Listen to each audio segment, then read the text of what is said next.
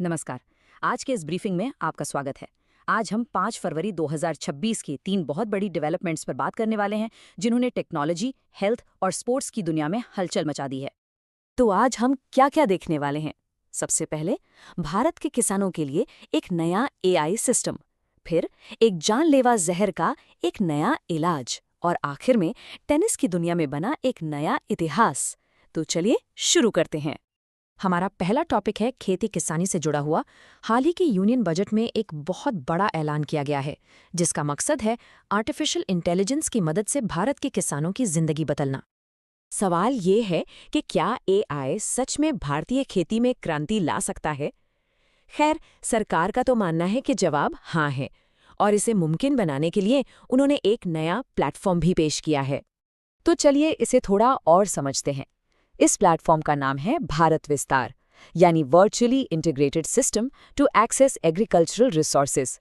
आसान भाषा में कहें तो ये एक एआई पावर्ड डिजिटल टूल है, जिसे किसानों को सही जानकारी देकर उनकी पैदावार बढ़ाने और जोखिम कम करने में मदद करने के लिए बनाया गया है। तो ये सिस्टम काम कैसे करता है?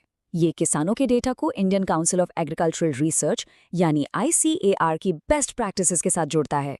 एआई का इस्तेमाल करके ये हर किसान को उनकी फसल और ज़मीन के हिसाब से पर्सनलाइज्ड सलाह देता है। और सबसे खास बात यह है कि ये सलाह कई भाषाओं में मिलेगी और इसमें मौसम और मिट्टी की सेहत का रियल टाइम डेटा भी शामिल होगा, जिससे किसान पहले से कई बेहतर फैसले ले पाएंगे। चलिए अब अपने दूसरे टॉपिक पर चलते हैं। ये कहानी है मेडिकल साइंस की एक बहुत बड़ी कामयाबी की, जो हमारे देश में हजारों जानें बचा सकती है। हम बात कर रहे हैं सेल्फॉस पॉइजनिंग के इलाज की। सेल्फॉस, जिसे केमिकली एल्युमिनियम फॉस्फाइड कहते हैं, अनाज को बचाने के लिए इस्तेमाल होने वाला एक आम कीटनाशक है। लेकिन क्योंकि ये बहुत आसानी से मिल जाता है, ये देश में एक पब्लिक हेल्थ इमरजेंसी बन गया है, खासकर खेती वाले राज्यों में। तो ये जहर इतना जानलेवा क्यों है? असल में ये सीधे दिल पर असर करता है और शरीर के कई अंगों को फेल कर देता है। इससे मरने वालों की संख्या बहुत ज़्यादा है, और सबसे बड़ी चिंता की बात ये थी कि अब तक इसका कोई खास तोड़ यानी एंटीडोट मौजूद नहीं था। और यहीं पर डॉक्टरों ने एक बहुत बड़ी कामयाबी हासिल की है। देखिए, प्रॉब्लम तो साफ थी, मौत की ऊंची दर और कोई खास एंटीडोट नहीं।